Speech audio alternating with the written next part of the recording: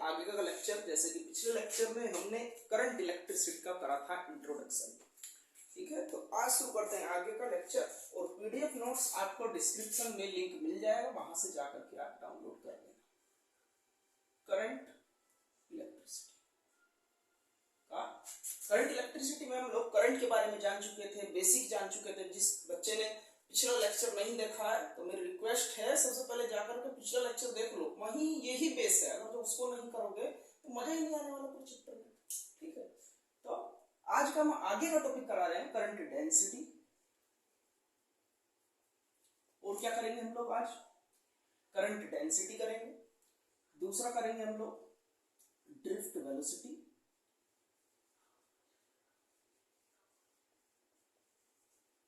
Drift velocity. ठीक है, मैं मोटे मोटे टॉपिक्स बता रहा हूं मैं आपको। इसके बीच में भी कई चीजें आएंगी, जैसे कि इसके बाद करंट डेंसिटी के बाद हम टॉपिक लेंगे चार्ज कैरियर्स क्या करते हैं, कंडक्टर में क्या चार्ज कैरियर्स होते हैं, है ना। तो हमारे शॉर्ट क्वेश्चन बनते हैं और इसी के अंदर आता है, मतलब करंट डेंसिटी है, करंट के ही अंदर आता है। मैं मोटे मोटे टॉपिक्स अभी यहाँ पर बता रहा हूँ, वरना जब चलेंगे तो चलेंगे ही, है ना। ये मैं इसलिए बता रहा हूँ, बहुत से बच्चे ऐसे होते हैं कि उनको पूरा लेक्चर नहीं देखना होता और वो टॉपिक ढूंढ रहे होते हैं कि भाई मेरे लेक्चर ये वाला टॉपिक समझ में नहीं आ रहा, तो मैं उनके लिए बता रहा हूँ कि ज्यादातर बच्चों को इन्हीं टॉपिक्स में दिक्कत आती है। ठीक है, तो करंट डेंसिटी जैसे, है ना, तो स्टार्टिंग में मिल जाएगा आपको ड्रिफ्ट वेलोसिटी, थोड़ा बीच में से देखोगे जब मिलेगा, और आपका मोबिलिटी हो गया, ये आपको मिलेगा। और दो तीन डेरिवेशन होती है ड्रिफ्ट वेलोसिटी की, ड्रिफ्ट वेलोसिटी के बाद में ही करेंगे, वो भी आपको आगे ही मिलेगा, थोड़ा आगे, ज्यादा नहीं होगा। चलो तो स्टार्ट करते हैं, टाइम वेस्ट नहीं करते, काफी हो गया। करंट डेंसिटी समझो ध्यान से, ठीक है। पीडीएफ नोट्स मैंने बोल दिया कि आपको वहां से डाउनलोड कर लेना भाई, ठीक है। तो करंट डेंसिटी होती क्या है? मैंने क्या लिया, एक non uniform area of cross section का, यानी कि एक ऐसा वायर लिया जिसका एरिया नॉन यूनिफॉर्म है। ठीक है, यानी कि एरिया इसका यूनिफॉर्म नहीं है। कैसा है एरिया इसका? नॉन यूनिफॉर्म एरिया है। ठीक है, और मैंने क्या कहा, इसके अंदर क्या कर रही है, करंट फ्लो कर रही है, आई। ठीक है, आई करंट फ्लो कर रही है इसके अंदर। अगर जो इसके अंदर आई करंट फ्लो कर रही है तो मैं क्या कहूंगा, अभी करंट किसकी वजह से होती है? इलेक्ट्रॉन्स की वजह से। ठीक है, किसकी वजह से होती है? इलेक्ट्रॉन्स की वजह से। मैंने कहा कि यहां से भाई करंट इधर है तो इलेक्ट्रॉन का फ्लो किधर होगा? इधर होगा, उल्टा होता है, कल बताया था हमने आपको। ठीक है, अगर जो यहां से मैंने कहा 20 इलेक्ट्रॉन यहां से पास करे, तो 20 इलेक्ट्रॉन जब यहां से पास करेंगे तो इसको पास पास रहना पड़ेगा, दूर रहना पड़ेगा। ये पास करेंगे, पास पास इलेक्ट्रॉन सारे पास पास पास पास, क्यों? क्योंकि इसका मुंह छोटा है थोड़ा। ठीक है, यानी कि, और जब मैं यहाँ पर ये सारे इलेक्ट्रॉन निकल करके पास करके आगे जाएंगे तो यहाँ थोड़ा खुले खुले से हो जाएंगे। 20 के 20 इलेक्ट्रॉन, मान लो 20 इलेक्ट्रॉन हो तो ये खुल जाएंगे थोड़े। यहाँ देखोगे तो बहुत ज्यादा दूर दूर हो जाएंगे, क्योंकि यहाँ पर एरिया ऑफ क्रॉस सेक्शन बड़ा है, और बड़ा है तो वो बढ़िया करके आराम से खुल जाएंगे। ठीक है, आराम से खुल जाएंगे। जैसे मैं कहूँ एक बैच है मेरा और उसमें काफी ज्यादा बच्चे हैं। ठीक है, अगर जो उसमें काफी ज्यादा बच्चे हैं, है ना, छोटा सा बैच है, ज्यादा बड़ा नहीं है ना, और उसमें बच्चे नंबर ऑफ स्टूडेंट्स बहुत ज्यादा है, तो वहां पर क्या होगा, पास पास बैठना पड़ेगा बच्चों को, है ना। तो एक तरीके से डेंसिटी क्या हो जाएगी, रूम की हाई हो जाएगी, क्योंकि नंबर ऑफ, आप बोल सकते हो कि जो बच्चे हैं क्या है, मोलिक्यूल्स है, मोलिक्यूल्स क्या आ गए, पास पास आ गए। ठीक है, तो क्या होगा, डेंसिटी इंक्रीज हो गई। इसी तरीके से इलेक्ट्रॉन यहाँ पर क्या है, पास पास है, जिस वजह से यहाँ पर करंट की जो डेंसिटी हो जाएगी वो ज्यादा हो जाएगी। लेकिन जबकि अगर जो मैं यहाँ पर देखूं, जहां पर ये बड़ा एरिया ऑफ क्रॉस सेक्शन है, यानी कि रूम अगर जो बड़ा हो, तो वही बच्चे अगर जो मैं रूम के अंदर बैठाऊं तो वो क्या हो जाएंगे, दूर दूर बैठेंगे, जिसकी वजह से रूम की डेंसिटी घट जाएगी, जिस वजह से रूम की डेंसिटी घट जाएगी। यानी कि करंट की जो डेंसिटी क्या होती है, डेंसिटी वही है जनरली, मतलब आपका करंट की डेंसिटी यहाँ पर हाई और यहाँ पर कम होगी, यही होती है करंट डेंसिटी। यानी कि करंट के बहाव को बताए उसी को करंट डेंसिटी बोलते हैं। यानी कि इलेक्ट्रॉन को बताए कि कहां पास है कहां दूर है, न फ्री इलेक्ट्रॉन्स को बताए कि कंडक्टर के अंदर, और बाहर से आने वाले इलेक्ट्रॉन को डिफाइन करें, उसको ही बोलते हैं करंट डेंसिटी। अच्छा, तो इसका फॉर्मूला क्या होगा, इसको जे से डिनोट किया जाता है, और current flowing per unit area of cross section define कैसे करोगे, current flowing per unit area of cross section is known as current density. लिखने वाले डेफिनेशन में लिख भी सकते हो, current flowing per unit area of cross section per unit. अगर जो भाई ये 1 हो गया, if A is equal to 1 metre square then J is equal to I। आप इसको ऐसे भी डिफाइन कर सकते हो एग्जाम में कुछ ना दे करके। आप अगर जो आपको डेफिनेशन याद नहीं आ रही तो आप सिर्फ ये बॉक्स के अंदर है इसको लिख आओ कि भाई इसका फॉर्मूला होता है। अगर जो ये 1 हो गया तो ये किसके इक्वल हो जाएगा, करंट फ्लोइंग के इक्वल हो जाएगा। मार्क्स आपका 100% नहीं कटेगा क्योंकि बोर्ड आपकी लैंग्वेज नहीं मांगता है, वो क्या मांगता है कि आपको कॉन्सेप्ट पता है या नहीं पता है। उसको इस चीज से मतलब है, ना ही कि इस चीज से मतलब है कि आपको इंग्लिश आती है या नहीं आती है। वो इंग्लिश सब्जेक्ट है, वहां पर इंग्लिश में चेक करी जाएंगी सारी चीज, लेकिन यहाँ पर ऐसा कुछ नहीं है। कैसे लिख सकते हो आप इसको, और ऐसे लिख सकते हो we know J is equal to I by A if A is equal to 1, यानी कि एरिया ऑफ क्रॉस सेक्शन जहां की आप डेंसिटी चेक कर रहे हो, यहाँ की क्या होगी, कम होगी डेंसिटी, यहाँ ज्यादा, यहाँ की चेक कर रहा हूं तो यहाँ का एरिया ऑफ क्रॉस सेक्शन ले लो 1 unit. Unit area of cross section में जितने नंबर ऑफ जितनी करंट होगी, यानी कि जितनी करंट फ्लो कर रही होगी, करंट फ्लो करने का मतलब क्या है, इलेक्ट्रॉन पास होंगे, है ना। जब पास होंगे तो करंट ज्यादा, कम होंगे तो कम, है ना। तो डेंसिटी भी क्या हो जाएगी उसके हिसाब से वेरी करेगी, यानी कि पास में ज्यादा हो जाएगी और जब आप दूर में देखोगे तो डेंसिटी क्या हो जाएगी, कम हो जाएगी। यही है करंट डेंसिटी, आप ऐसे भी डिफाइन कर सकते हो, ठीक है। चलो आगे चलते हैं। तो ये थी करंट डेंसिटी, यानी कि करंट डेंसिटी ऐसा यूनिट देखें तो हम ऐसा यूनिट, तो ये हुई एम्पियर करंट की एरिया के लिए मीटर स्क्वायर, यानी कि एम्पियर पर मीटर स्क्वायर इसकी यूनिट होगी। डायमेंशनल फॉर्मूला बना लेते हैं इसका। ए के लिए ए होता है एम्पियर, पहले भी समझा रखा है। मीटर के लिए एल होता है एल स्क्वायर, तो एल माइनस के 2 जब ये ऊपर आएगा तो ये बन जाएगा ए। तो ये इसका डायमेंशनल फॉर्मूला भी आ गया हमारा। तो समझ गए सभी,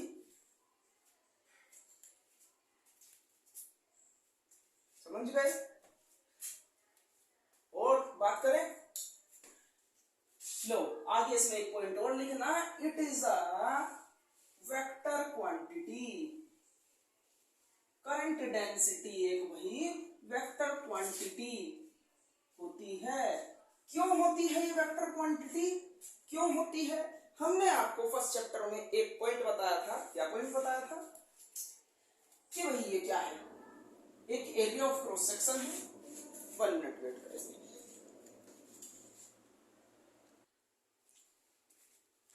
ठीक है, तो भाई करंट डेंसिटी वेक्टर क्वांटिटी कैसे हो गई? मैंने क्या बताया था, एरिया ऑफ क्रॉस सेक्शन लिया और हम क्या कह रहे थे फ्लक्स के लिए, the total number of electric lines of force passing through a given surface area is known as electric flux.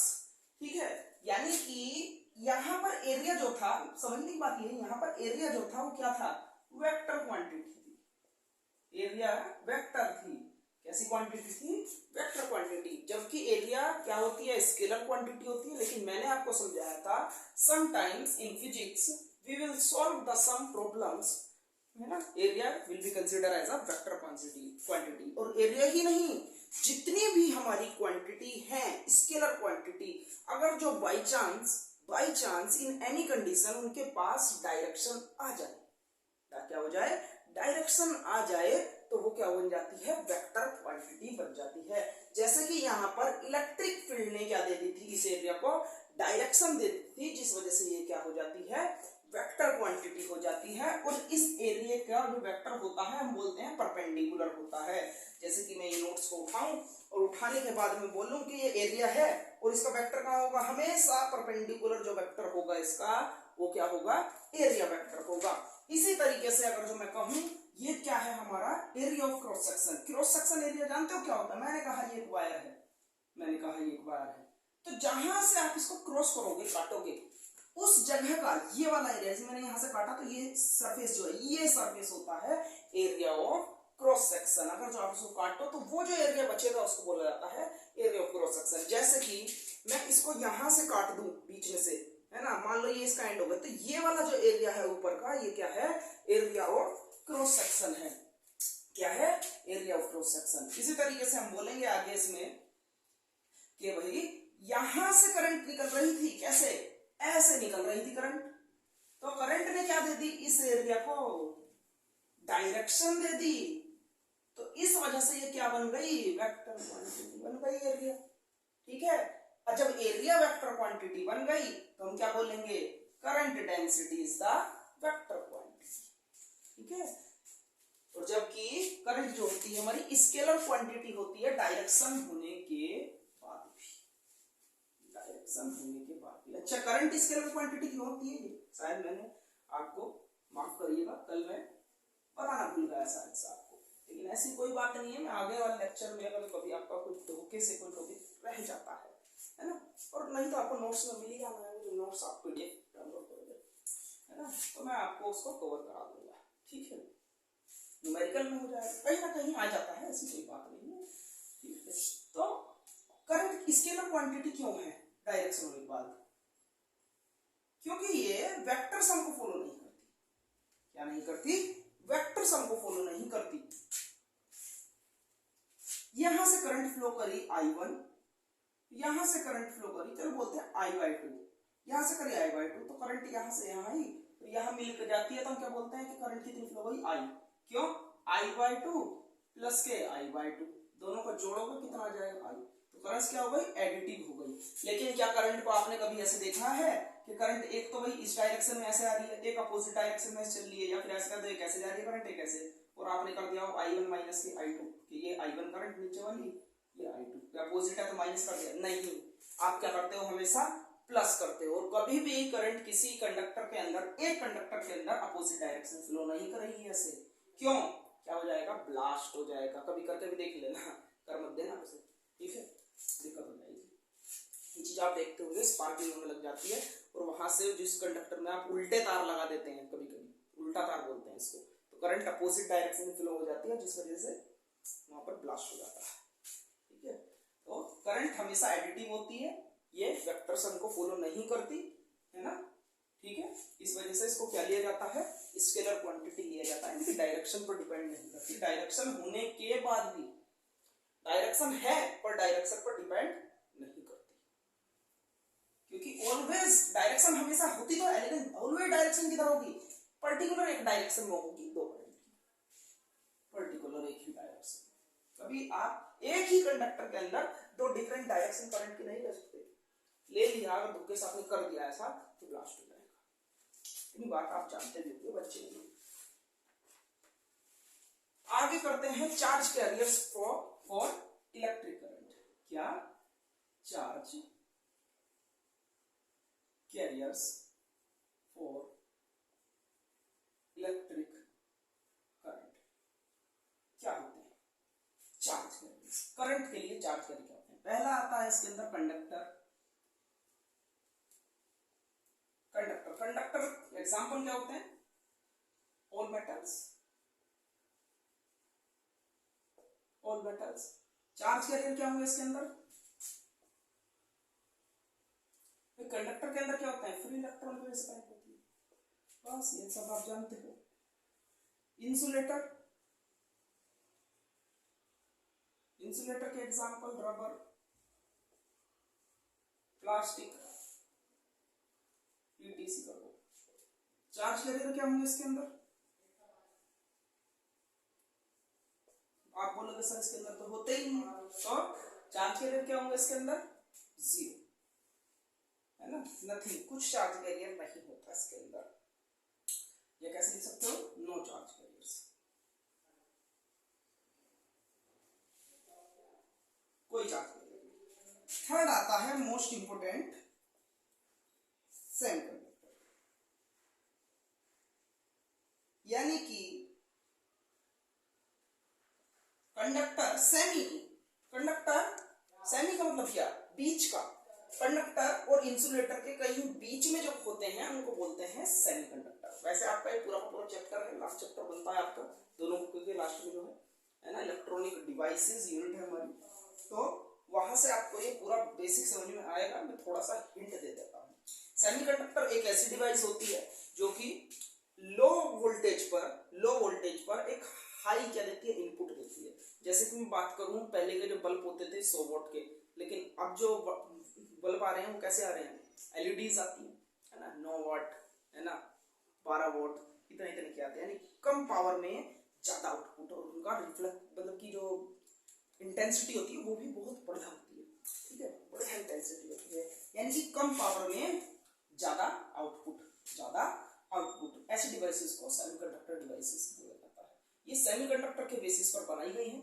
जैसे मैं बात करूं क्या, जैसे मैं बात करूं पहले का टीवी कितना बड़ा होता था, बहुत बिजली पीता था, लेकिन आजकल की एलईडी देखो 9 वोल्ट की आती है, 9 वोट, कितना कम एक बल्ब की बिजली पी रही है, देख लो पूरे दिन देखो बैठ करके, है ना, बिल भी नहीं आएगा देखना।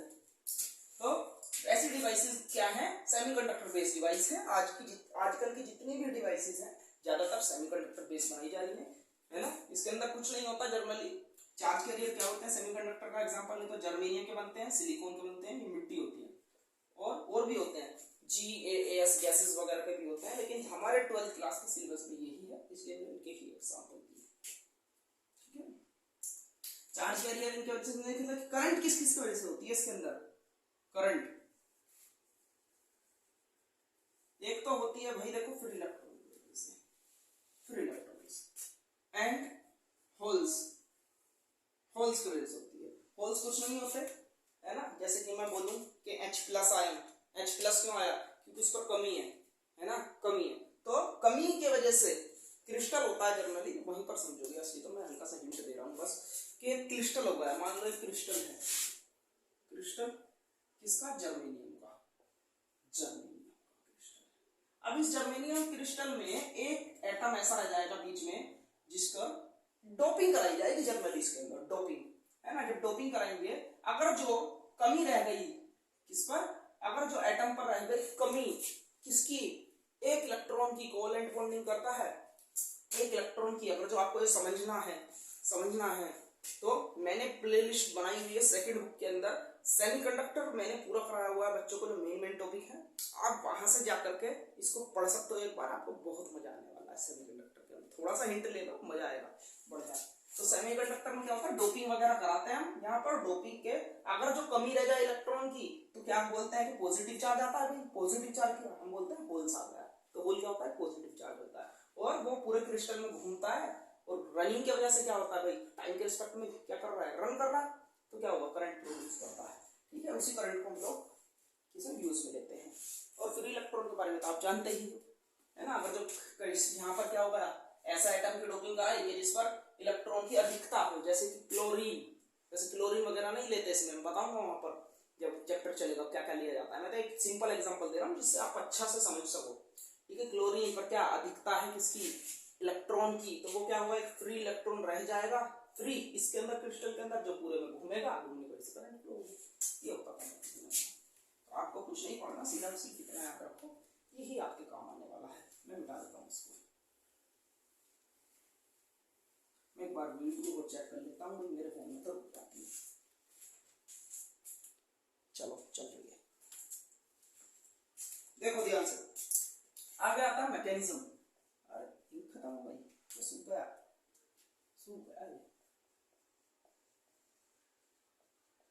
Mechanism of flow of charge और free electron, mechanism of flow of charge और फ्री इलेक्ट्रॉन, इनकी मैकेनिज्म क्या होती है समझना ध्यान से, मैकेनिज्म कुछ नहीं जनरली समझना है, बहुत छोटी चीज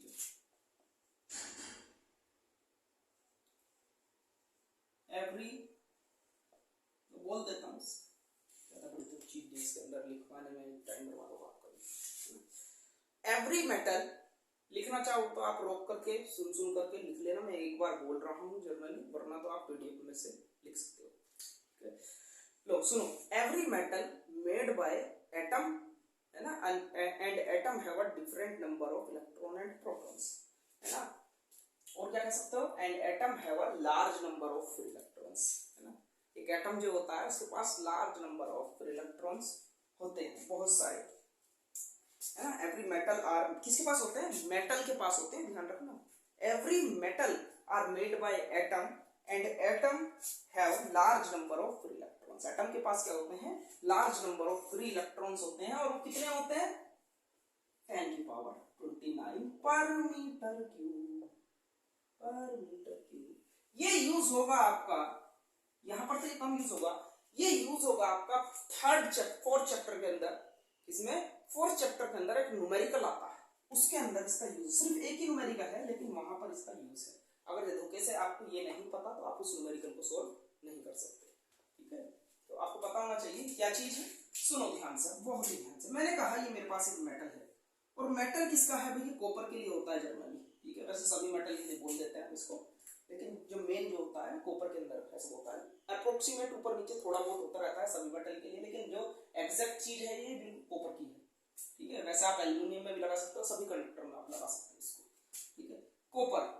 अब कॉपर के लिए मैंने लिया है, कॉपर है, एक पीस ले लिया कॉपर का। ठीक है, मेटल है कॉपर। अब मैं बोलूं कि इसके अंदर फ्री इलेक्ट्रॉन्स कितने होंगे, है ना। मैंने बोला इसके अंदर फ्री इलेक्ट्रॉन्स कितने होंगे। अगर जो मेरे को इसके अंदर फ्री इलेक्ट्रॉन्स पता करने हैं तो मैं क्या बोलूंगा कि इसके यूनिट एरिया के अंदर जितने इलेक्ट्रॉन होंगे, है ना, वही इसके फ्री इलेक्ट्रॉन्स होंगे। कि भाई इसके यूनिट एरिया के अंदर कितने फ्री इलेक्ट्रॉन होते हैं, तो कितने होंगे, ये तो लिखा 10⁻29 इतने फ्री इलेक्ट्रॉन्स होते हैं। ये ऑब्जर्व किया था किसने, साइंटिस्टों ने हमारे, और बताया था इस बात को कि किसी भी मेटल, किसी भी कंडक्टर कह दो, उसके अंदर कितने फ्री इलेक्ट्रॉन्स होते हैं, किसमें, पर यूनिट वॉल्यूम। ध्यान रखना, पर यूनिट वॉल्यूम। कंडक्टर का क्या होता है, वॉल्यूम होता है। ठीक है, तो पर यूनिट वॉल्यूम कितने होंगे, 10⁻29 इलेक्ट्रॉन्स इसमें पाए जाने हैं। बस इतनी ही बात इसमें बताने वाली थी। और ये कैसा मोशन कर रहे होंगे, अच्छा, कंडक्टर के अंदर जो मॉलिक्यूल्स होते हैं कैसा मोशन करते हैं,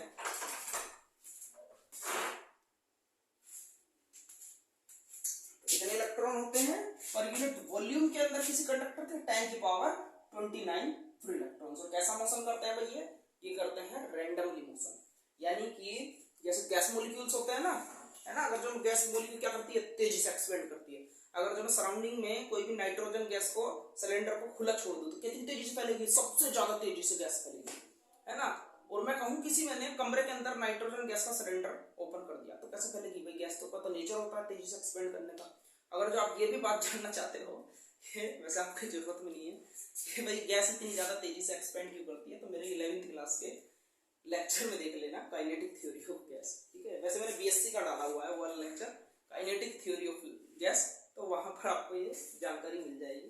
वैसे आपके नॉलेज के लिए, आपके लिए नहीं है, ठीक है, क्योंकि वो हायर लेवल है थोड़ा, और 11वीं क्लास के बच्चों के लिए भी आता है, ये तो मैं बता देता हूँ वहां पर। तो आपको वहां से या वहां से ये नॉलेज मिल जाएगी, ऐसा क्यों होता है कि गैस तेजी से ही एक्सपेंड क्यों होती है, वाटर क्यों नहीं होता, है ना, ये सभी जानकारी आपको वहां से मिल जाएगी। तो अगर जो मैं यहाँ पर नाइट्रोजन गैस छोड़ूं इस रूम के अंदर, तो सिलेंडर ऑन कर दूं तो क्या होगा भाई, गैस एकदम तेजी से एक्सपेंड होगी और जाकर के दीवारों से टकराएगी, है ना। और दीवार से टकरा क्या करेगी, इधर टकराई, फिर इधर आई, फिर इधर टकराएगी, इधर आई, यानी कैसा मोशन करने लगी, रैंडमली मोशन करने। रैंडमली मोशन का मतलब एकदम फ्रीली मूव करने लगी। कैसे, फ्रीली मूव करने लगी, कोई रोक टोक नहीं, ऐसे बोलते हैं रैंडमली। तो फ्री इलेक्ट्रॉन भी कंडक्टर की सरफेस पर बोला जाता है, पहली बात, सरफेस पर बोला जाता है। कंडक्टर के अंदर नहीं होते फ्री इलेक्ट्रॉन्स, इंसुलेटर के अंदर पाए जाते हैं, कंडक्टर के अंदर नहीं पाए जाते। कई बार बता चुका हूँ ये बात, ठीक है, फर्स्ट लेक्चर में देख लो, अगर जो किसी को डाउट हो क्यों नहीं बताएंगे वो नहीं होते, ठीक है, तो वहां पर बता रखा है मैंने, कंडक्टर की सरफेस पर ही क्यों होते हैं। शुरू के 2-3 लेक्चर देख लो, उसमें से कहीं आपको मिल जाएगा, ठीक है। तो कंडक्टर कहाँ होते हैं, सरफेस पर होते हैं, ये सारी बातें मैं वहां बता चुका हूँ। एक एग्जाम्पल मैंने बहुत बढ़िया दिया था इसके ऊपर, ठीक है, तो वहां से आपको सारा कुछ पता लग जाएगा जानना तो, ठीक है। तो कैसा मोशन करेंगे फ्री इलेक्ट्रॉन्स, रैंडमली मोशन करेंगे, बिना रोक टोक के मोशन करते रहेंगे तब तक कोई पोटेंशियल डिफरेंस अप्लाई ना हो। लेकिन अगर जो मैं मान लो कोई कंडक्टर होता तो वही मैं यहाँ क्या लगा था, कंडक्टर है, किसका है, कॉपर का है, फ्री इलेक्ट्रॉन्स भी होंगे, ठीक है। मैंने बैटरी लगाई, पॉजिटिव नेगेटिव, तो यहाँ पर ये एंड पॉजिटिव चार्ज है, पॉजिटिव, ये नेगेटिव है, तो इलेक्ट्रिक फील्ड लग गई ऐसे। तो अब क्या होंगे, सभी के सभी इलेक्ट्रॉन तो इधर को चलते हैं ना, तो सारे के सारे फ्री इलेक्ट्रॉन्स इस डायरेक्शन में अरेंज हो जाएंगे। किस तरह से होंगे वो भी बताऊंगा अभी, इलेक्ट्रोस्टैटिक में पढ़ेंगे। क्या सीधे चलेंगे, या किस तरह का मोशन करेंगे ये भी अभी हम सुनेंगे।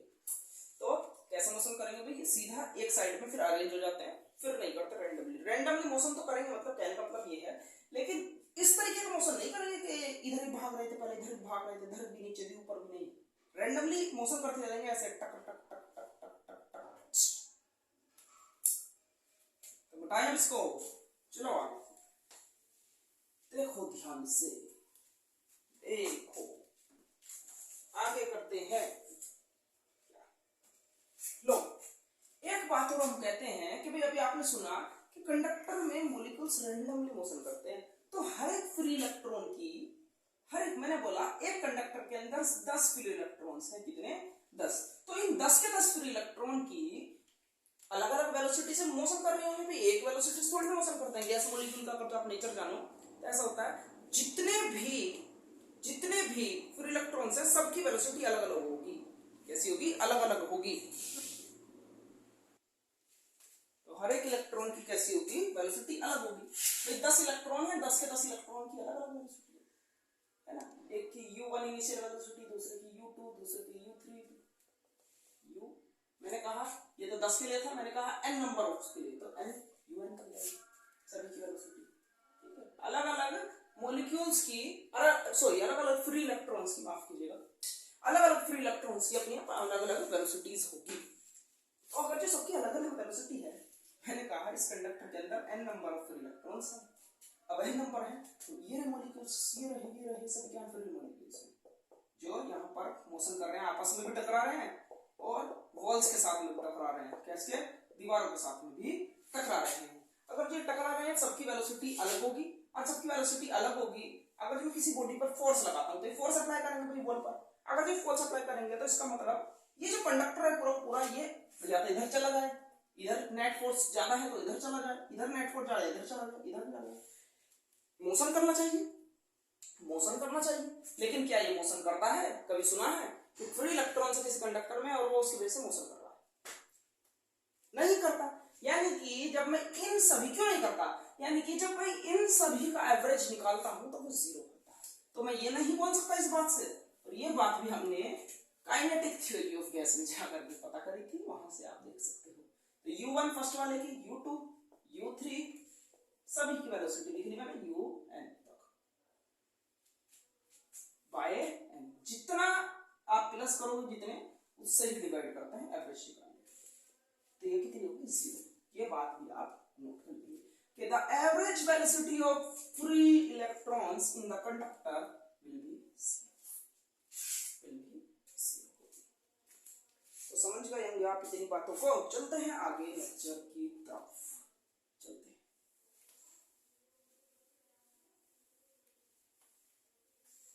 हो सकता है थोड़ा लेक्चर बड़ा हो जाए, 2 बार में देख लीजिएगा, ठीक है। आगे आता है mean free path, mean free path, ये क्या होता है, ये कुछ नहीं होता, देखो ध्यान से सुनो इसको, मैंने कहा ये मेरे पास एक कंडक्टर है और कंडक्टर के अंदर जो फ्री इलेक्ट्रॉन्स होंगे मतलब कि रैंडमली मोशन कर रहे होंगे, ये सारे फ्री इलेक्ट्रॉन्स कैसे मोशन कर रहे होंगे, रैंडमली उल्टे सीधे आपस में टकरा रहे होंगे, ठीक है, अगर जो इस तरीके से मोशन कर रहे होंगे तो मैं कहूंगा कि ये भी इसके साथ टकराया होगा, ये इसके साथ भी टकराया होगा, ये इसके साथ भी टकराया होगा, मतलब कि मोशन करते जाएंगे टकरा भी रहे होंगे आपस में।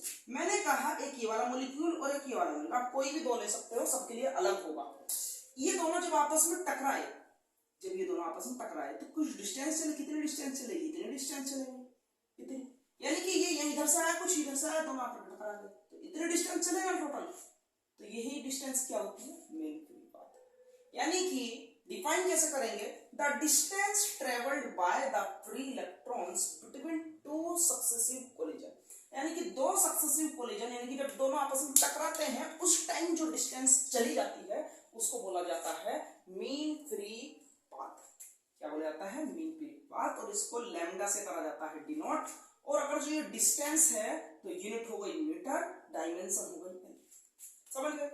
और इन दोनों के लिए भाई इसके लिए यहां से इससे टकराया, हो सकता है ये वाला इसके साथ भी टकराए, सभी टकराएंगे आपस में, है ना, तो ये अलग डिस्टेंस होगी, यानी कि मीन फ्री पाथ जो होगा हर दो इलेक्ट्रॉन के लिए अपना अलग होगा। दूसरी बात, एक आगे हेडिंग आती है इसके बाद में, रिलैक्सेशन टाइम। क्या?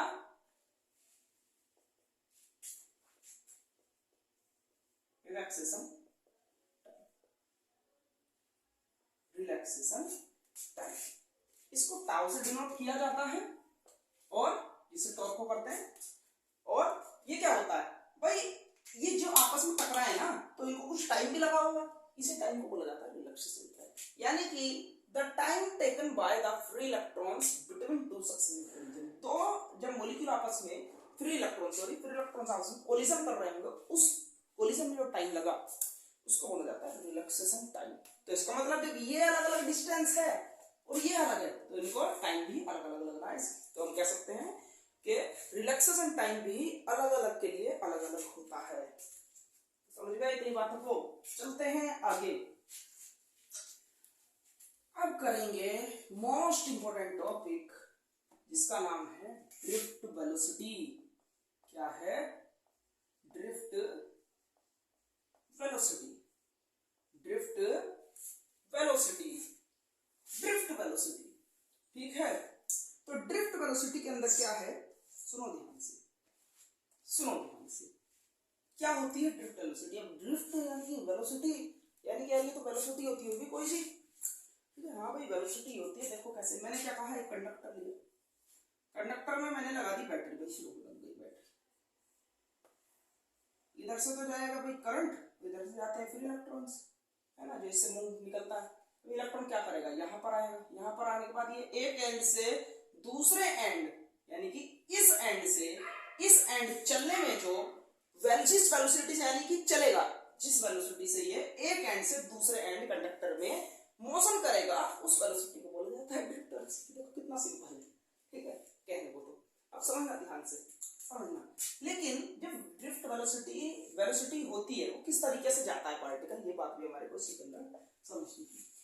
इलेक्ट्रॉन जाता है इस तरीके से, सीधा नहीं जाएगा कभी भी, ऐसे जाएगा, ऐसे जाएगा, ऐसे जाएगा, यानी कि ऐसे ऐसे मोशन करता करता वो कहां पहुंच जाएगा, ऐसे। किस वेलोसिटी? ड्रिफ्ट वेलोसिटी को इसको vd से डिनोट किया जाता है, v और सफिक्स में आ गया d, ठीक है। तो vd वेलोसिटी से मोशन करेगा, इस vd को ही बोलते हैं ड्रिफ्ट वेलोसिटी। यानी कि अंडर द इफेक्ट ऑफ, देखना ध्यान से, पॉजिटिव नेगेटिव, तो पॉजिटिव चार्ज का यहां से ही होगा पॉजिटिव, नेगेटिव का यहां से होगा नेगेटिव, तो क्या लग गई, इलेक्ट्रिक फील्ड लग गई। और बैटरी को बोलते हैं पोटेंशियल डिफरेंस बोलते हैं बैटरी को। क्यों बोलते हो? ईएमएफ में जब पढ़ाएंगे तो आगे आपको समझ में आ जाएगा बैटरी को पोटेंशियल डिफरेंस क्यों बोला जाता है, ठीक है। 1 मिनट वेट करेंगे, मैं देख करके आता हूँ ये क्यों भौंक रहा है हमारा डॉगी, छोटा ही है अभी तो, आज तो ज्यादा ही डिस्टर्बेंस हो रहा है कुछ, कोई बात नहीं, करो ध्यान से। तो लाइट देखे यार, तो बढ़िया है, देख लेता हूँ मेरी क्वालिटी कैसी आ रही है। चलो जैसे भी है करते हैं ऐसे ही स्टार्ट, देखते रहो। सामने लाइट भी गई, दो ही बल्ब काम कर रहे हैं, एक सामने वाला बल्ब गया काम से, लाइट चलेगा। तो ड्रिफ्ट वेलोसिटी हम लोग पढ़ रहे थे, अच्छे ही मिटा दिया मैंने, ये बनाया था, ये तो है। डिस्टर्बेंस जब ज्यादा होता है तो पढ़ने में भी इतना मजा सा नहीं आता। तो ये हो जाएगा पॉजिटिव, ये हो जाएगा नेगेटिव, इलेक्ट्रिक फील्ड जनरेट हो गई, है ना। और ये जा रहा था ऐसे मोशन,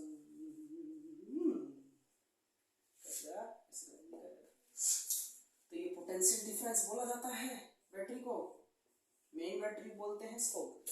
यानी कि under the effect of electric field बोला जाता है, इलेक्ट्रिक फील्ड लग रही है ना, under the effect electric field के इफेक्ट में, इलेक्ट्रिक फील्ड तो यहां से यहां लग रही है बस, हम बोलेंगे इसके अंदर में, कंडक्टर के अंदर जिस वेलोसिटी चलता है उसको तो बोलते हैं कंडक्टर की लेंथ लो एल, है ना। तो यानी कि under the effect of potential difference and और इलेक्ट्रिक फील्ड के इफेक्ट में, किसके? इलेक्ट्रिक फील्ड के इफेक्ट में। जब कोई इलेक्ट्रॉन एक एंड से अनदर एंड तक जाए जिस वेलोसिटी के साथ, उसको बोला जाता है ड्रिफ्ट वेलोसिटी। कैसे बोलेंगे इसको? Under the effect of potential difference और इलेक्ट्रिक फील्ड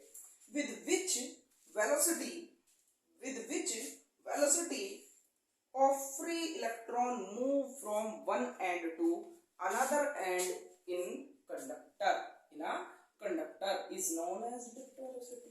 बताओ कितना आसान है डेफिनेशन भी डिनोटेड बाय किससे vd से डिनोट कर देंगे इसको, ये रही vd से डिनोट कर दिया जाएगा। तो यही है ड्रिफ्ट वेलोसिटी, है ना। अब ये मोशन करेगा कैसे, ऐसे, क्यों, ये कर रहा था फ्री कोलिजन, यानी कि ये किस तरीके से जाएगा। अब बाराती देखें जब डीजे बजता है तो नाचते हुए जाते हैं, है ना, तो बाराती नाचते हुए जाते हैं, जब वो नाचते हुए जाते हैं तो क्या करते हैं, डीजे बज रहा है तो नाच रहे हैं कैसे, कोई धर गया, कोई धर गया, कोई धर गया, है ना। इंडियन आइडल में देखो लड़कियां नाचती है, धर गई लड़की, धर गई, 1 मिनट में इधर भाग गए, 1 मिनट में इधर भाग गए। लेकिन असली एग्जांपल देखो यहाँ देखो, बाराती वाला, बाराती नाचते हुए जाएंगे, यानी कैसे जाएंगे, कभी इधर मुड़ा, कभी इधर मुड़ा, कभी इधर मुड़ा, कभी इधर मुड़ा, और कैसे चल रहे हैं, धीरे धीरे आगे चलते जा रहे हैं। आगे किसकी तरफ चलते जा रहे हैं, किसकी तरफ, उस जगह की तरफ जहां शादी होने वाली है ना, यानी कि मंडप की तरफ चल रहे हैं जहां शादी होगी। हालांकि आजकल ऐसा होता नहीं, सीधा खाने पर जाते हैं, है ना। मैं भी पहुंचता हूँ सीधा खाने पर, है ना, कोई नहीं पहुंचता सीधा, है ना। रात खत्म हुई, कौन देख रहा है तेरे मेरे, सीधा चलो खाने पर। पहले के लोग होते थे तेरे देख करके आते थे और शादी को पूरा देख करके एंजॉय करके आते थे। आजकल तो जाते हैं सबसे पहले खाने पर। तो वो है सिस्टम हुआ है आपको। तो क्या होता था भाई, ये नाचते हुए जा रहे हैं, मानो यहाँ से ये डीजे चल रहा है, ये चल रहा है डीजे, तो ये रहे बहुत सारे बाराती, तो ये सारे के सारे बाराती इसमें से एक ले लेता हूँ, ये रहा, कैसे जाएगा, ऐसे नाचेगा, फिर ऐसे नाचता है, ऐसे जाएगा, ऐसे जाएगा, ऐसे जाएगा, ऐसे। लेकिन जाना कहाँ है, यहाँ बारात है, चलते चलते कहाँ आएंगे सारे, यहाँ आएंगे। यानी कि डिस्टेंस क्या है, जहां से बारात चढ़नी शुरू हुई यहाँ से यहाँ तक डिस्टेंस है। तो ये क्या कर रहे हैं, इस तरीके से मोशन करते हैं और एक अपने पर्टिकुलर स्थान तक पहुंचे हैं। यानी कि ये इलेक्ट्रॉन यहाँ से मोशन करेगा, किस तरीके से, बाराती की तरफ ऐसे ऐसे ऐसे ऐसे ऐसे चलता चलता कहां तक जाएगा, इस एंड तक जाएगा, इस एंड तक जाएगा। और जिस वेलोसिटी से ये चले या कह लो ये चले, इसको बोलते हैं ड्रिफ्ट वेलोसिटी। अब इससे अच्छा नहीं हो सकता ड्रिफ्ट वेलोसिटी, बहुत अच्छे से बता दिया मैंने आपको। देखो ध्यान से, एक आता है रिलेशन बिटवीन, वो वाला रिलेशन नहीं है जो आप सोच रहे हो, रिलेशन बिटवीन ड्रिफ्ट वेलोसिटी, गंदी सोच, drift velocity and electric current. अब ये ड्रिफ्ट वेलोसिटी और इलेक्ट्रिक करंट में क्या डिफरेंस है सर, ये तो बताओ। तो देख लो क्या होता है ड्रिफ्ट वेलोसिटी, फॉर्मूला तो पता नहीं ड्रिफ्ट वेलोसिटी। सबसे पहली बात पकड़ो, हमें चाहिए relation VD drift velocity and electric current, ठीक है, इलेक्ट्रिक करंट आई में। तो इन दोनों के कोई भी डेरिवेशन हो उसका कॉन्सेप्ट पकड़ा करो। अब भाई ड्रिफ्ट वेलोसिटी का तो फॉर्मूला है ना हमारे पास, किसका फॉर्मूला है, आई का, तो आई से ही शुरू करते हैं। तो वी नो आई क्या होता है, I is equal to Q by T, ठीक है। और क्यू की वैल्यू मैंने आपको बताई थी एन ई बाई टी, ठीक है, एन ई बाई टी, ठीक है। लो यहां से मैंने इसको बोला एन ई बाई टी, अब ये क्या है, आई है। अगर जो ये आई है तो अब हम इसको प्रूफ करेंगे, ये एन ई बाई टी, और हमें प्रूफ क्या करना है, प्रूफ भी आप लोग देख लेंगे तो बहुत अच्छा आपको रहेगा। प्रूफ ये है I is equal to N E V D T. आपको हर डेरिवेशन प्रूफ करने के लिए उसका प्रूफ याद होना चाहिए, है ना, क्योंकि प्रूफ याद होगा तो आप ऐसे चुटकियों में बनाते थे इसको। आपको बनाना क्या क्या है, देखो एन आ चुका, ई भी आ चुका, क्या बनाना है, वी डी और ए को लाना है, यानी कि आई तो ये रहा, किस किसको लाना है, एन तो है, ई भी है, टी के रिप्लेस पर लाना है किसको, 1/t के रिप्लेस पर वी और ए, वी डी और ए को लाना है। अब कैसे लाया जाए, अब कैसे लाया जाए, अच्छा मैंने बोला एन क्या है, total number of free electrons, free electrons किसके अंदर, कंडक्टर के अंदर total number of free electrons जो है मैंने बोला वो कैपिटल, यानी कि हमने कह दिया है कंडक्टर के अंदर total number of free electrons कितने हैं, तो कैपिटल एन है, कितने हैं, कैपिटल एन है। अच्छा मैंने एक बात समझाई हो आपको शायद से पहले, तो मैंने बोला था कि ये मेरे पास क्या है, शायद से 11th को बताइए, ये क्यूब है, क्या है, क्यूबॉइड ले लो, क्यूबॉइड है, उससे अच्छा समझ में आएगा।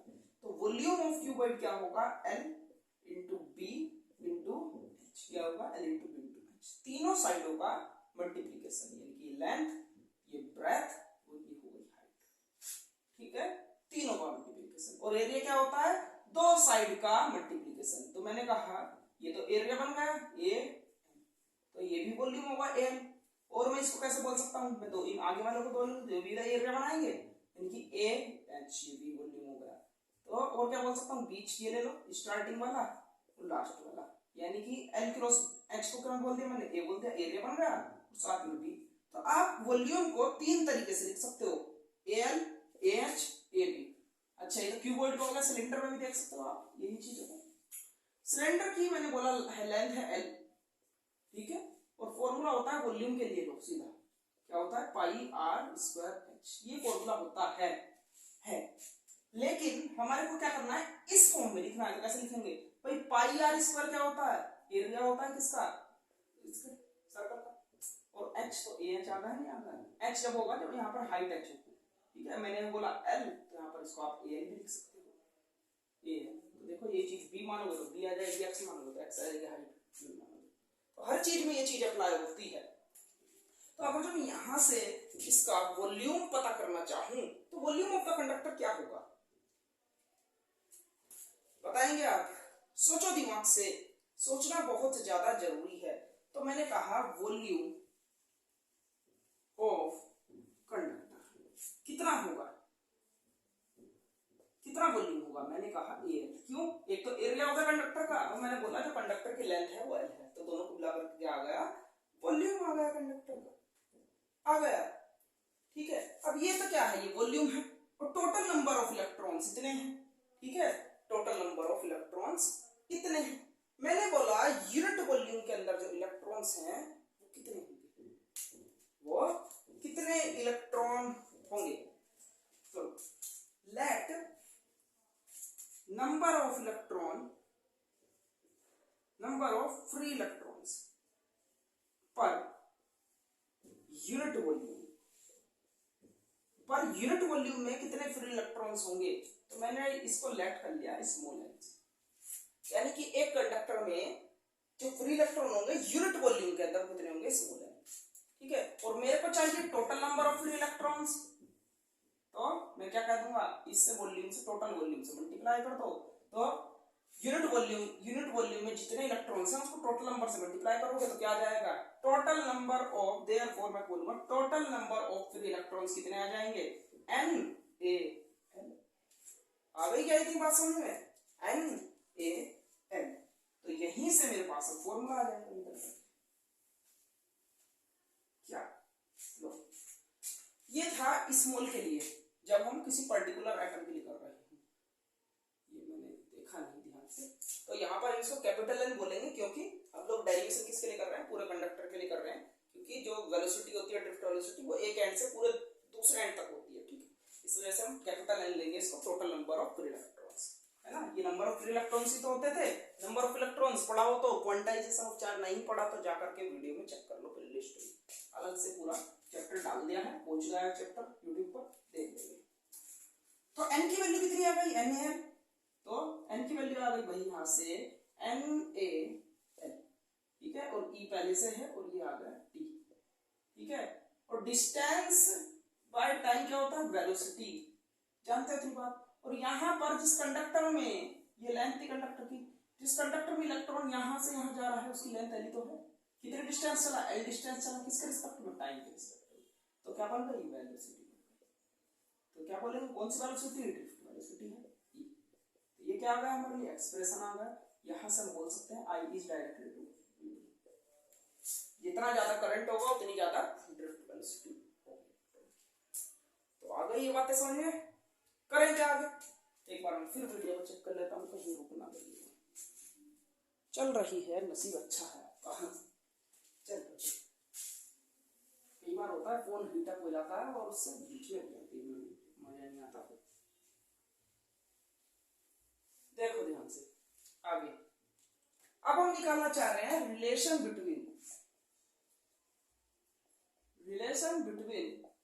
J एंड किसमें I, जे एंड आई बोल रही है, ध्यान देंगे, जे एंड वी डी निकाल, यानी कि करंट डेंसिटी और ड्रिफ्ट वेलोसिटी में रिलेशन निकालेंगे। अभी क्या निकाला, वी नो अभी निकाला करंट और drift velocity, N A V D, ये हमने अभी कहा था। तो अगर जो हम इसको जानते हैं तो एरिया को उठा करके नीचे ले आओ, एन वी डी, और यही क्या होता है, जे का फॉर्मूला होता है, किसका, जे का, यानी कि करंट डेंसिटी का। तो करंट डेंसिटी में रिलेशन आ जाएगा, तो J is directly to V D. Current density किस पर डिपेंड कर गई, वेलोसिटी पर डिपेंड कर गई। अब एक लास्ट और करते हैं हम यहाँ से, फिर मोबिलिटी का छोटा ही टॉपिक है, लास्ट में आएगा मोबिलिटी, ड्रिफ्ट वेलोसिटी का रिलेशन करेंगे एक और। लो यार ये इंपॉर्टेंट है, इसमें इंपॉर्टेंट डाल देना, expression for drift velocity in terms of potential और आप electric field in terms of potential और इलेक्ट्रिक फील्ड कैसे करा जाए इसको। लो तो भाई मैंने कहा ये मेरे पास है एक कंडक्टर जिसकी लेंथ है L, एक इलेक्ट्रॉन फील्ड मूव कर रहा है इसके अंदर, कैसे, बैटरी लगाने पर ये हो गया ड्रिफ्ट वेलोसिटी। कब बैटरी लगाने पर होता है ये सब काम, नहीं तो फ्रीली मूव करता रहेगा। करंट चालू हुई यहाँ से, पॉजिटिव या नेगेटिव, पॉजिटिव या नेगेटिव, जैसे हम लोग पढ़ा कि इलेक्ट्रिक फील्ड जनरेट हो गई, इलेक्ट्रॉन कैसे मोशन कर लेंगे, यहीं से बनाएंगे। अब हम इसको देखो ध्यान से, क्या करें, देखो ध्यान से। तो वी नो इलेक्ट्रिक फील्ड क्या लगाएगी, इस पर फोर्स लगाएगी, तो इलेक्ट्रिक फील्ड हो गई। इलेक्ट्रिक फील्ड का आपने एक फॉर्मूला पढ़ा होगा, E = F by Q, कहां पर, पहले चैप्टर में फॉर्मूला पढ़ा था। तो F फोर्स कितनी होगी, QE, ठीक है। ये हमने यहां से, क्यों इलेक्ट्रिक फील्ड क्या लगाई, क्यों लग रही है ना, फॉर्मूला यूज कर लिया, लग रही है तो। और लेकिन हम जानते हैं F = क्या होता है, MA, तो मैंने MA = QE बोल दिया, कोई दिक्कत है। हम इसके अंदर फ्री इलेक्ट्रॉन होते हैं, तो हम इलेक्ट्रॉन के लिए कर रहे हैं, तो मैं यहाँ पर E भी बोल सकता हूँ इसके लिए, ठीक है, बोल दिया, क्या दिक्कत है, वही इलेक्ट्रॉन ही तो होंगे कंडक्टर के अंदर, फ्री इलेक्ट्रॉन्स, क्या प्रोटॉन थोड़ी आएगा इसके अंदर, इलेक्ट्रॉन से, ठीक है, इलेक्ट्रॉन्स की वजह से। लो तो E बोल दिया मैंने, इसको E बोल दिया।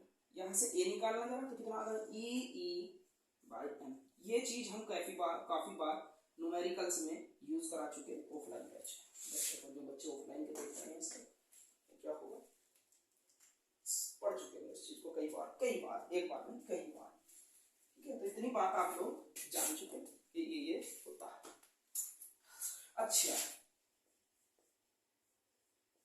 अभी आपने पढ़ा वी नो, नाउ क्या बोलते हैं, नाउ अभी आपने पढ़ा, क्या पढ़ा आपने अभी,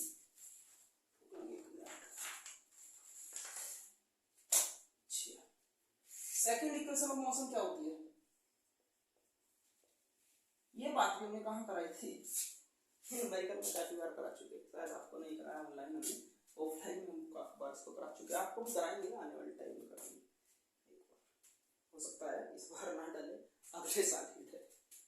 आप थ्योरी कंप्लीट करो, असली जो बात है, न्यूमेरिकल तो आपको मिल जाएंगे यूट्यूब पर बहुत जगह, ऑफलाइन में कराते हैं हम सारे न्यूमेरिकल।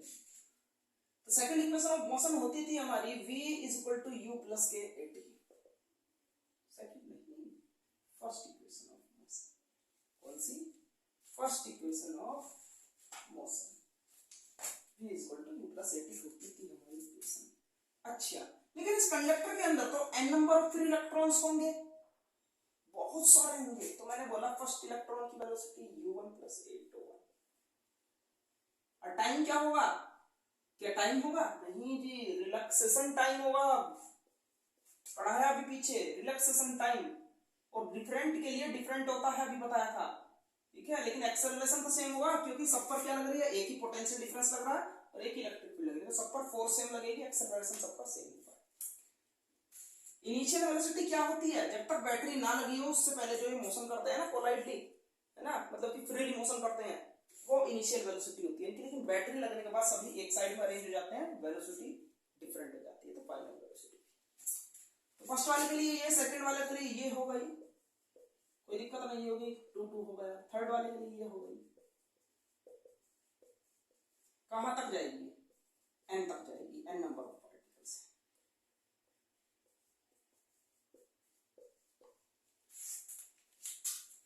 ठीक है, n नंबर ऑफ पार्टिकल्स। इधर मिटाओ तो उसका कोई काम नहीं है, मिटा देते हैं इसको। एक्सेलरेशन आप याद रखिएगा कितना था, मेरे भी याद है। तो vn, अब हमारे को क्या निकालना, हमारे को तो वेलोसिटी निकालनी है, पूरी वेलोसिटी यानी कि ड्रिफ्ट वेलोसिटी। तो कंडक्टर की ड्रिफ्ट वेलोसिटी, जो इलेक्ट्रॉन मूव करेंगे तो वो तो एक ही चीज से मूव, एक ही वेलोसिटी से मूव करेंगे, तो यानी कि मेरे को इन सबका एवरेज निकालना पड़ेगा ड्रिफ्ट वेलोसिटी लेने के लिए। तो बहुत सारी वेलोसिटी है, मेरे को चाहिए ड्रिफ्ट वेलोसिटी, यानी पर्टिकुलर वेलोसिटी जिससे इलेक्ट्रॉन मूव कर रहे हैं बैटरी लगाने पर। अब बैटरी लगाने पर जिससे मूव कर रहे हैं इलेक्ट्रॉन, तो मैं क्या लूंगा, इनका सबका एवरेज लूंगा, यानी कि वो क्या हो गया, ड्रिफ्ट वेलोसिटी होगी। तो v1 प्लस के v2 प्लस के v3 कहां तक जाएगा, vn तक जाएगा, और n नंबर है तो n से डिवाइड कर दिया, एवरेज आ जाएगा। इन सब की वैल्यू पुट करो, v1 v2 v3, ये रही पूरी पूरी वैल्यू नीचे तक। तो v1 की वैल्यू u1 प्लस के a tau 1, v2 की वैल्यू u2 प्लस के a tau 2। तीसरा नहीं लिखता मैं, आप लिख लेना, और वो यहाँ दिखा देगा नीचे को, नीचे वाला कहां तक जाएगा, n तक, un प्लस के a tau 1। ठीक है, और एवरेज निकाल रहे थे तो n तो नीचे है। अच्छा, अब हमने कहा देखो ये तो सब प्लस में है, ये भी प्लस में है, तो मैं क्या बोला, ऐसे नहीं बोल सकता u1 प्लस u2 प्लस के u3 un बाय n। क्यों, n है तो मैंने n को एक तो इसके नीचे ले लिया, और मैं क्या कह दूंगा, ये बचा हुआ पार्ट, तो ये तो देखो सबको कॉमन है, एक्सेलरेशन सबको कॉमन, ये बाहर आ गया, तो tau 1 tau 2 tau 3 इसको निकाल, कोई काम कहां तक गया, tau 1 तक गया, इसके नीचे भी भाई एलसीएम लोगे, लेकर के देख लेना, एलसीएम लोगे तो यही आ जाएगा वापस, दिख रहा है सपा u, इनको मैंने सब प्लस में थे तो मैंने प्लस में अलग लिख लिया, n इसके नीचे अलग कर दिया, और ये कॉमन था, कॉमन ले लिया, और इसके नीचे n अलग कर दिया। तो इसकी जो वैल्यू थी, अभी हमने जब लो लाइट भी आ गई, जब हमने पीछे पढ़ा था तो इसकी वैल्यू थी 0, तो मैंने इसको 0 पुट कर दिया। कहां पढ़ा था, अभी पढ़ा था, पीछे कॉपी पलट करके देखो, ये a है तो a हो गया, और ये क्या है, ये भाई किसका एवरेज है, ये रिलैक्सेशन टाइम का एवरेज नहीं दिखाई दे रहा, तो एवरेज रिलैक्सेशन टाइम, मैंने इसको बोला टाउ इक्वल। ठीक है, किसके इक्वल, टाउ इक्वल, एक नाम दे दिया पूरे को, एवरेज रिलैक्सेशन टाइम। ठीक है, तो ये क्या निकल कर आया है, vd कितना, 8 टाउ। एक तो ये फॉर्मूला आ गया, और मॉडिफाई करते हैं इस फॉर्मूले को, देखो कैसे कैसे करेंगे।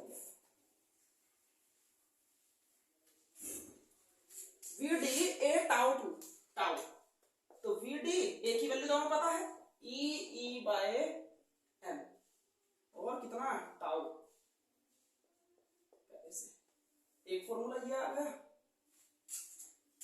एक फॉर्मूला ये होगा, और हमने पहले सेकंड चैप्टर में ये चीज पढ़ा रखी है आपको, v बाय d फॉर्मूला होता है, d क्या होती है, डिस्टेंस, लेकिन डिस्टेंस कितनी है कंडक्टर की, लेंथ l, l कर दो, vd कितना आ गया, फिर से e की वैल्यू पुट कर दो, कितना, v बाय m, और l आ गया नीचे, और टाउ, तो ये भी एक फॉर्मूला आ गया हमारा ड्रिफ्ट वेलोसिटी का। This is the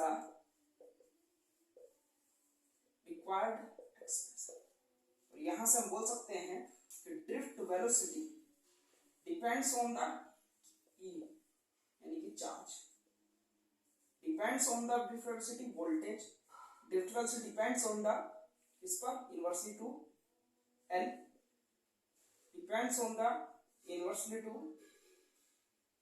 m, vd is directly to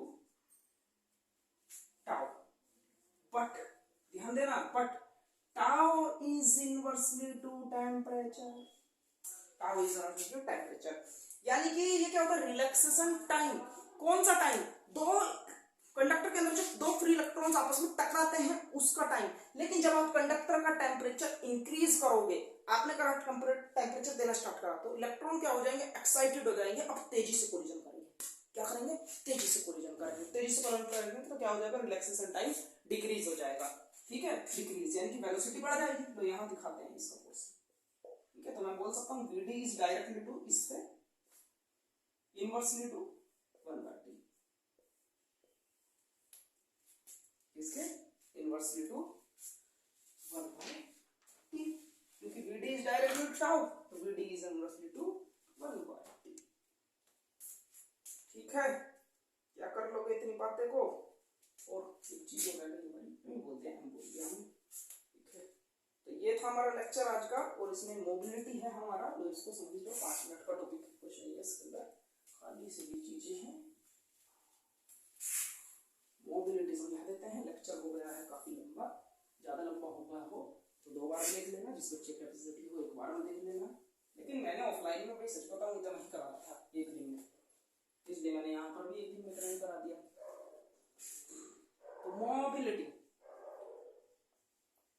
यहाँ पर मैं कभी कभी 2 घंटे पढ़ाता हूँ। मोबिलिटी ये क्या होती है, समझो ध्यान से बस। फॉर्मूला तो ये होता है, अभी हमने पढ़ा कि Vd इज डायरेक्टली टू किसके आ रही थी, किसके आ रही थी, इलेक्ट्रिक फील्ड की। ठीक है, कैसे भाई, V वाले फॉर्मूले से तो V क्या आ रही थी, लेकिन पहले फॉर्मूला क्या था, पहले उससे पहले वाला ये था ना ml टॉप, तो यहाँ से V इज इसके इक्वल भी होगा। ठीक है, तो यहाँ से एक कांस्टेंट आएगा म्यू, क्या आएगा, mu, mu is equal to Vd by E। ये म्यू ही क्या होता है, मोबिलिटी, क्या होता है, मोबिलिटी। तो मोबिलिटी का formula drift velocity per unit electric field, per unit electric field is known as mobility. होती क्या है, जनरली समझिए, मोबिलिटी होती है मोशन, कोई कितना अच्छा मोशन कर रहा है, कोई कितना बढ़िया मोशन कर रहा है। मैंने बोला कि एक बंदा है जो रनिंग करता है, आज हवा थोड़ी कम है, हवा की मतलब कि जिधर को हवा चल रही है उधर कोई भाग रहा है, तो उसकी मोबिलिटी हाई होगी कि कम होगी, आप बोलोगे सर हाई होगी, क्यों, तो उसी डायरेक्शन में तेजी से भागेगा, यानी स्मूथली मोशन करेगा, यही मोबिलिटी है। अगर मैं कहूँ अपोजिट मोशन कर रहा है हवा के, तो क्या करेगा, उसको भागने में दिक्कत होगी, है ना, तो कैसा मोशन करेगा, थोड़ा बेकार मोशन करेगा, यानी कि भाग नहीं पाएगा, है ना। तो उसको बोलते हैं कि मोबिलिटी कम हो गई। तो मोबिलिटी कुछ नहीं है, मैं कह दूं एक साइकिल है, मैंने इसमें ग्रेसिंग करी हुई है, बढ़िया तेज भागेगी, तो मोबिलिटी कैसी है, हाई है। अगर मैं बोलूं एक क्या है, साइकिल है जिसमें मैंने ग्रेसिंग नहीं करी हुई, बेकार हुई पड़ी है, उसको चलाऊं तो बहुत बेकार चलेगी, यानी कि मोबिलिटी उसकी कम होगी। ठीक है, तो मोबिलिटी यही होती है। और मैंने बोला ऐसा यूनिट क्या होगी इसकी, तो Vd यानी कि वेलोसिटी मीटर पर सेकंड, इलेक्ट्रिक फील्ड की आप जानते हो यूनिट कितने होते हैं, न्यूटन पर कूलम। ठीक है, ये इसकी ऐसा यूनिट, डायमेंशनल फॉर्मूला आप बना सकते हो यहाँ से, मीटर L हो गया, है ना, और ये देखो बाय में है तो ऊपर जाएगा कितना, T इनवर्स, ये नीचे न्यूटन mLT-2, है ना। जिस बच्चे को ये नहीं आता फर्स्ट लेक्चर देख लेना, मैं ये बता दूंगा, है ना। और मैंने इसके ऊपर 11th क्लास में डायमेंशनल फॉर्मूले के नाम से जाकर प्लेलिस्ट में यूनिट एंड मेजरमेंट की प्लेलिस्ट है, उसमें जाकर चेक कर लेना, जिसको नहीं आते हो डायमेंशनल फॉर्मूले वो वहां से देख लेंगे। ए के लिए डायमेंशनल फॉर्मूला में पिछले चैप्टर में बता चुका, AT होता है, तो यहां से इसको सबको ऊपर ले जाएंगे, क्या मिल जाएगा, m-1, देखो ये ऊपर का m-1, ये ऊपर जाएगा तो कट रहा है इससे, एक पावर से ये कट जाएगी, काटते नहीं है ध्यान रखना, तो ऊपर जाएगी जब ये प्लस में हो जाएगी T, और एक ये पहले से है तो माइनस के, देखिए क्या चल रहा है, ये -2 जाएगा ऊपर, भाई ये एक मिनट, -1 था, ये -2 था, ये वाला ऊपर जाएगा तो ये -2 हो जाएगा इसके साथ, -2 से -2 कैंसिल, ए जाएगा -1 बस से, तो ये आ गया डायमेंशनल फॉर्मूला, क्या आ गया, मोबिलिटी एक वेक्टर क्वांटिटी होती है क्योंकि ये मोशन को बताती है, हालांकि ये कई बुकों में स्केलर लिखा हुआ है, कई बुकों में वेक्टर भी लिखा हुआ है इसके बारे में। ठीक है, तो इसका कुछ प्रूफ नहीं है कि ये स्केलर है वेक्टर है ना, मेरे हिसाब से ये स्केलर है क्योंकि डायरेक्शन पर डिपेंड थोड़ी ना करती है, लेकिन आप वेक्टर लिखकर क्या है ना, क्योंकि मोस्टली बुक में इसको वेक्टर ही दिया गया है, अलग अलग बुकों में चेक करोगे मोबिलिटी अलग अलग मिलेगा, कहने को बहुत छोटा टॉपिक है लेकिन लेकिन आज तक मैं बता ही नहीं पाया इसके बारे में कि क्या होगा। ठीक है, तो मोबिलिटी कुछ ऐसा ही है, देखने में तो स्केलर है लेकिन कई बुकों में इसको वेक्टर भी लिखा हुआ है और स्केलर भी लिखा हुआ है। तो ये था हमारा मोबिलिटी। अच्छा, मोबिलिटी डिपेंड किस किस पर करेगा ये भी देख ले क्या। ये क्या था formula, we D by E. ठीक है, और ई है तो ई की टर्म्स में क्या खोल दो, इसका फॉर्मूला खोल दो, डिपेंड्स पता लग जाएगा। तो वी डी क्या फॉर्मूला क्या था, अभी पढ़ा था, E E by M L tau. L नहीं आएगा ई वाले फॉर्मूले में, टाउ ई। तो क्या है, ई ई टाउ बाय ई एम। ये नीचे आ जाएगा, ई से कट गया ई, तो बचा ई टाउ बाय। तो mu directly proportional to the charge, mu inversely proportional to the M, और mu is directly proportional to the किसके, टाउ। तो टाउ बट टाउ जैसे पहले बोला था यूनिवर्सल टेम्परेचर, इन चीजों पर ये डिपेंड कर जाएगी। तो आज का टॉपिक होता है खत्म, मिलते हैं ओम्स लॉ के साथ अगले लेक्चर में, जब तक के लिए